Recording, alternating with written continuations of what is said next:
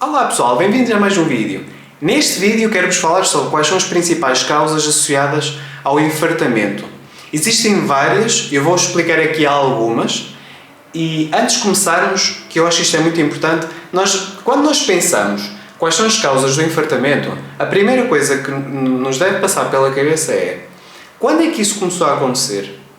E quando começou a acontecer, pensarmos, foi alguma coisa que nós comemos antes desse período? Ou seja, foi uma má alimentação, ou seja, foi mesmo uma coisa básica. Estamos a comer mal, não estamos a ter uma alimentação equilibrada e saudável. E foi isso que criou? Foi mesmo qualquer coisa direta? Ou, por exemplo, foi algum adoçante, algum xilitol, algum eritritol, principalmente esses adoçantes que derivam do álcool, podem criar com muita facilidade algum infartamento.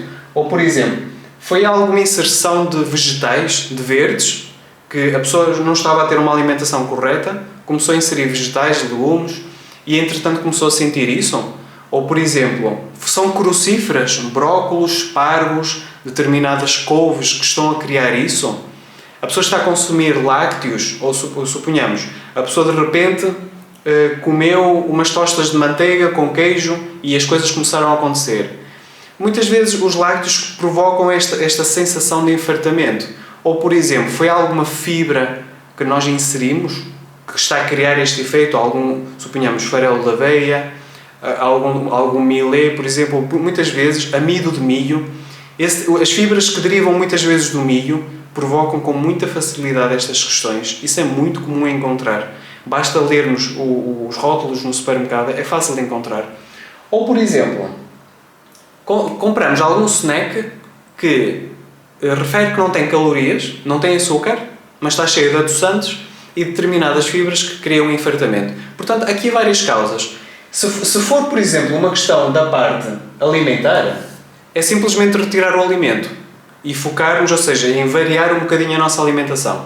Agora, uma coisa que eu quero que façam é: os dois principais órgãos associados ao infartamento, às indigestões, mais ao infartamento, é o pâncreas do lado esquerdo e a vesícula do lado direito. Portanto, suponhamos que temos a união das costelas nesta zona.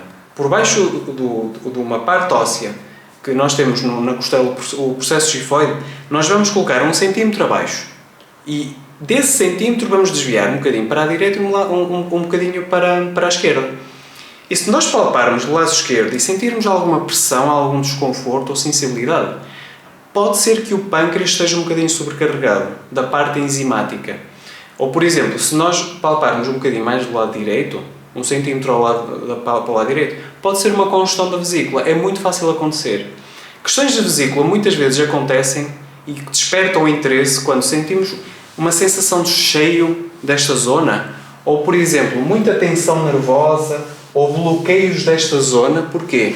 Porque há um nervo pode ter alguma influência pela vesícula, é o nervo frénico, e muitas vezes essa extensão sobe até cá acima e muitas vezes cria-se desconforto. Portanto, há várias questões. Outra das situações que é muito importante, como uma das causas ligadas ao infartamento, é, suponhamos, o stress.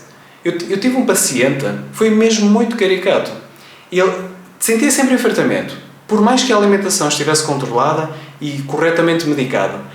Mas, curiosamente, quando ia de férias, para uma praia, a apanhar sol, com muita vitamina D, o que é que acontecia? O infartamento desaparecia completamente e a pessoa ficava completamente lisa.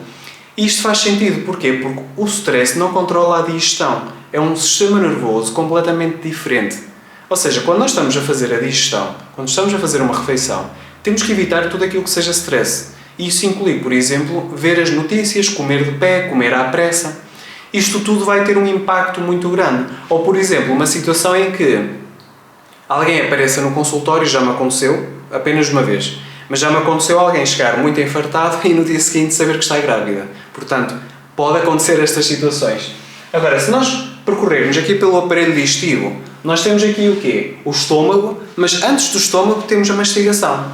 Se nós não mastigarmos corretamente a comida, o estômago vai ter uma sobrecarga grande. Vamos pensar isto como uma linha de fábrica, em que se o primeiro funcionário não trabalha corretamente, o segundo vai levar por tabela. Portanto, o estômago, se tiver ácido suficiente, vai ajudar o quê? A estimular o processo digestivo e vai inicialmente digerir uma parte dos alimentos, principalmente as proteínas, vai começar a partir um bocadinho as proteínas. Quando é que nós sabemos que temos alguma questão do estômago? Isto é muito variável, mas se nós sentirmos, por exemplo, principalmente indigestão com refluxo e algum desconforto a nível do estômago e a questão do enfartamento, a probabilidade existe que seja, por exemplo, uma questão gástrica. E numa situação dessas, o que é que nós temos que fazer? Acidificar o estômago. Tomando o quê? Eu vou colocar no link em baixo. Cloridrato de betaína e começarmos a fazer um bocadinho de vinagre de cidra biológico num bocadinho de água durante a refeição para acidificar esta questão do estômago. Uma coisa que é importante referirmos é a acidez gástrica atua como estímulo para a produção de suco digestivo pelos outros órgãos. Ou seja, o estômago, por exemplo, aumenta, ou seja, o estômago estimula o aumento da produção de enzimas por parte do pâncreas e mesmo da vesícula. Ou, por exemplo, mesmo o estímulo de enzimas, por exemplo, nesta zona, na zona inicial do intestino, no duodeno. Portanto, o estômago é muito importante. A outra secção que pode estar influenciada pelo enfartamento é a vesícula. Como falei, aquela sensação de estar cheia. Se a pessoa sente, por exemplo, náusea, sente-se cheia e arrota. Esta combinação de sintomas, muitas vezes o que é que acontece? É mesmo a falta de ácidos biliares.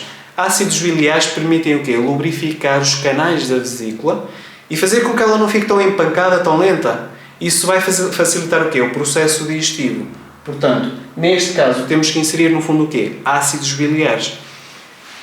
Fora da questão da vesícula, esta questão do pâncreas, se nós tivermos, por exemplo, o pâncreas mais alterado, tipicamente vamos sentir o quê? As fezes vão estar moles ou diarreia e vão ter uma consistência muito clara. Fezes moles, amareladas, são coisas que passam-nos pela cabeça. Já ouviram estas questões? E muitas das vezes são mesmo questões ligadas ao enfartamento, é mesmo falta de enzimas pelo pâncreas.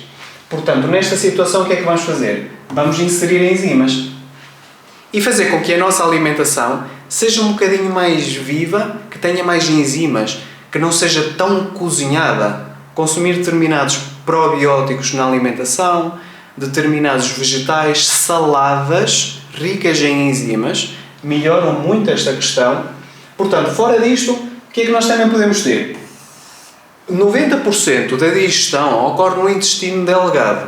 Portanto, nós podemos ter aqui várias questões. Nós podemos ter uma situação em que temos uma coisa que chama-se SIBO, que é crescimento exagerado de bactérias no intestino delgado. Isso acontece muitas vezes porquê? Porque existem bactérias que fazem parte do nosso intestino grosso, que migram, deslocam-se para o intestino delgado ou seja, crescem naquele ambiente. O intestino delgado tem bactérias, mas não deve ter tantas. E muitas das vezes o que é que acontece? Quando aquelas bactérias ficam aqui nesta zona, todos os alimentos que vêm, principalmente da parte do estômago, o que é que vai acontecer? Aquela carga bacteriana vai fazer aquela digestão e vai criar uma fermentação muito excessiva. Sabem aquela coisa de quando colocam, por exemplo, feijão em água e colocam limão e saem aquelas borbulhinhas do feijão, que até parece que está a evaporar, parece que está a cozer? Isso são gases libertados. Portanto, muitas das vezes o que é que acontece? Esses gases libertados por estas bactérias e líquidos também há acumulação de líquido, fazem com que a pessoa se sinta-se assim muito, muito enfartada. Principalmente quando também sente muitos gases. Portanto, numa situação destas, o que é que nós não devemos fazer? Usar um probiótico. As pessoas que sentem-se mal com um probiótico são as pessoas tipicamente que têm alterações do intestino delgado. E a possibilidade é grande que tenham uma SIBO. Portanto, nós quando temos uma situação de SIBO, temos que olhar para quê? Acidificar o estômago. Muitas das vezes é uma questão do estômago, que vem do estômago. Temos que optar por alimentos que sejam naturalmente antibacterianos, antifúngicos, como por exemplo a concentração que existe no alicandis, que tem orégano, tomilho, o facto de ter um bocadinho de sálvia. Estas misturas todas ajudam a eliminar parte dessa carga bacteriana.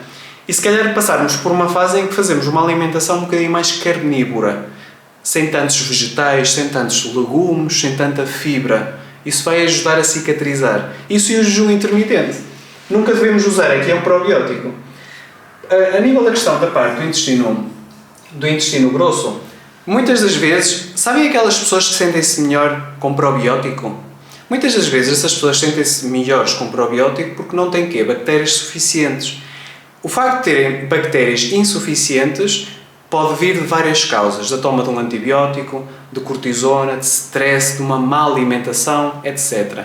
Mas, por exemplo, a falta de vegetais e a falta de legumes, a falta de alimento para nutrir estas bactérias que estão no intestino grosso, fazem com que elas não cresçam da maneira mais adequada ou na diversidade adequada.